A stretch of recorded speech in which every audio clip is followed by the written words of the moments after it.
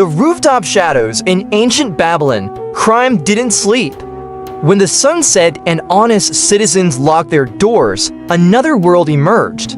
A world of shadows, of whispers, of thieves who moved across rooftops like ghosts. And standing between the criminals and chaos was a small force of night watchmen, underpaid, understaffed, exhausted, but absolutely essential. This is the story of one night, one watchman, one thief, and the crime that almost destroyed them both.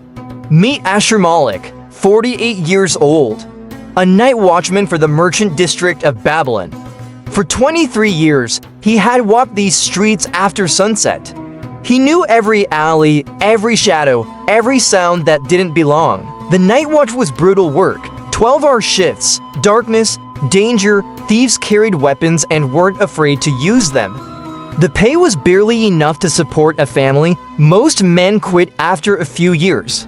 But Asher Malik stayed because someone had to. His territory covered 30 houses, wealthy merchants, successful traders, people who owned things worth stealing, and recently someone had been stealing them. Small valuable items, gold jewelry, bronze figurines, taken without breaking doors or windows. The thief was a ghost, no witnesses, no traces, no mistakes. Just valuable items vanishing while families slept inside. The merchants were furious. They demanded protection and threatened to hire private guards if the city watch couldn't stop the thefts. Asher Malik took it personally. These were his streets, his responsibility. And someone was making him look incompetent. The thief had a name, Terabim, 26 years old. The most skilled burglar in Babylon. He didn't break in, he climbed. Using ropes and hooks, he scaled walls like a spider. He moved across rooftops without making a sound. He entered through roof openings and ventilation shafts. He was smart. He studied his targets for weeks.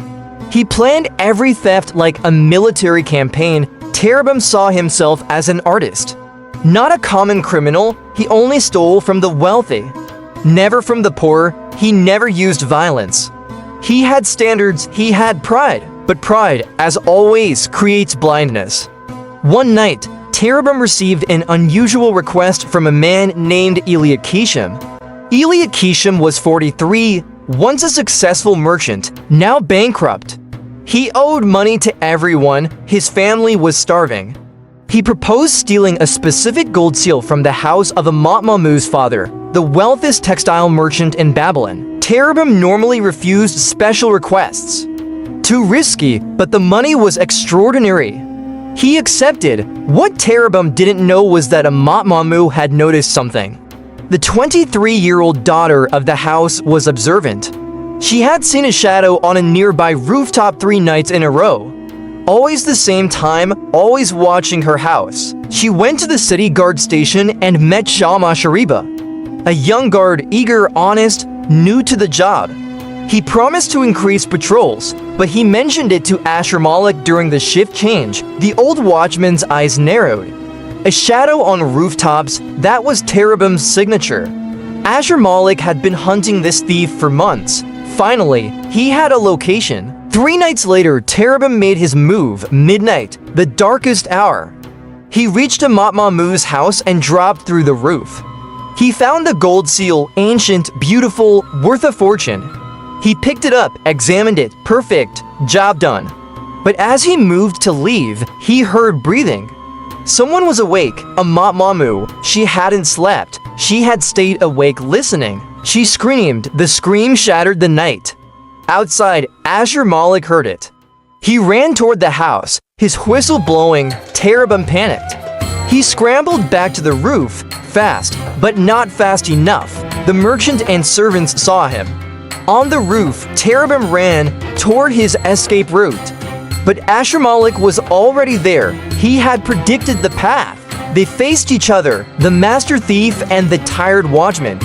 Drop the seal, Asher Malik said. You're done. Terabim considered running, but more guards were coming. Whistles blowing, torches approaching. He dropped the seal. The ghost thief was caught.